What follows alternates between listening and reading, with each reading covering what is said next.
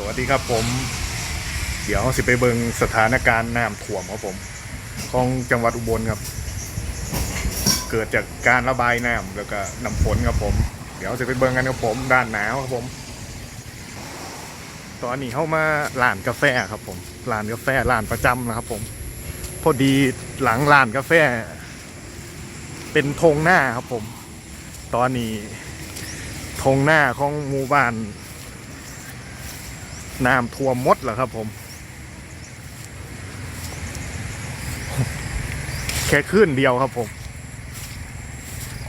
คืนเดียวได้นี่น้ำร้ายวันนี้ครับหมู่บ้านนี่มาซื้อกาแฟยังบ่ท่วมร้ายวันนี้คืนเดียวก็เพิ่นระบายน้ำนะครับผมน่าจะมาจากไอ้ขอนแก่นกาฬสินธุ์ร้อยเอ็ดครับผมนี่มันก็จะไหลลงมาล่ำเซ่บายครับผมที่เขาไปทายมือนะครับล่ำเซ่บายอำนาจกันขนาดมือนั้นก็น้ำร้ายแล้วครับผมเนี่ยมือนี้มันไหลตามศอกเล็กศอกน้อยของแม่น้ำสาขาต่างๆครับผมเดี๋ยวชาวบ้านก็ต้องมาลุ้นกันนะครับผมว่าเขาสิรอดบ่เขามีคลิปหนึ่งครับตอนเขากำลังเริ่มงอกใหม่ๆครับผมเขามาทายอยู่ตรงนี้แล้วครับเขากำลังเขียวเลยแต่ว่าตอนนี้เขาโดนน้ำท่วมไปหมดแล้วครับผมฝนกระตกเมื่อคืนนี่กระตกตั้งแต่หัวค่ำประมาณ5 ทุ่มครับผมฝนตกด้านคุณก็เป็นหมู่บ้านครับผม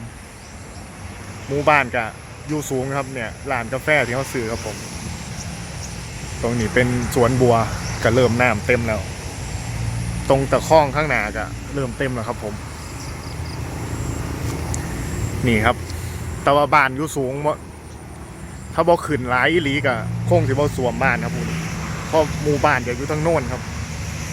ตอนนี้ฝนก็เริ่มตกมาอีกแล้วครับผมตรงนี้สมัยก่อนคิดว่ามันจะเป็นคลองน้ำครับเป็นร่องน้ำมันจะท่วมถ้ามันมาจากแม่น้ำเซ่ครับมันก็จะไหลมากับร่องน้ำครับผมตรงนี้เขาสิเอิ้นเป็นห้วยครับมันก็จะไหลข้ามไปด้านพุ่นครับผมด้านพุ่นก็จะเป็นแม่น้ำซี่ครับผมบ่ไกลปานใด